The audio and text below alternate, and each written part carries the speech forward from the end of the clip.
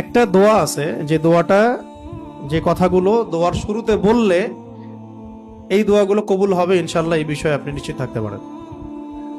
যদি আপনার রিজিক হালাল হয়, ওই শর্তগুলো যদি পূরণ হয়, রিজিক হালাল হয়, বৈধ দোয়া হয়, হ্যাঁ, হারাম কিছু চাচ্ছেন না, আপনি বৈধ বিষয় চাচ্ছেন, হালাল খেয়ে চাচ্ছেন, এই শর্তগুলো পূরণ করে দোয়া করার আগে এই কথাগুলো বললে দোয়া কবুল হবে ইনশাআল্লাহ।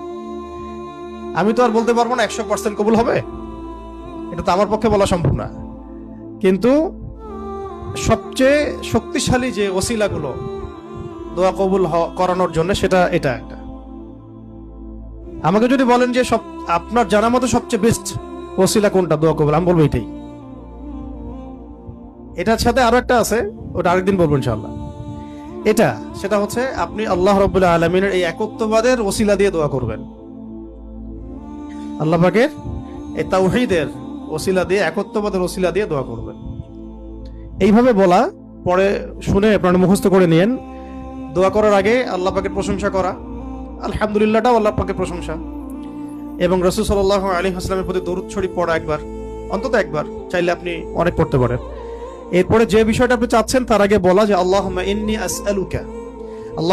আসআলুকা বিআন্নী, আগে বলে নেই, আল্লাহুম্মা ইন্নী আসআলুকা বিআন্নী আশহাদু আন্নাকা আনতাল্লাহ লা ইলাহা ইল্লা আনত আল আহাদ আস-সামাদ আল্লাযী লাম ইয়ালিদ ওয়া লাম ইউলাদ ওয়া লাম ইয়াকুল লাহু কুফুওয়ান আহাদ।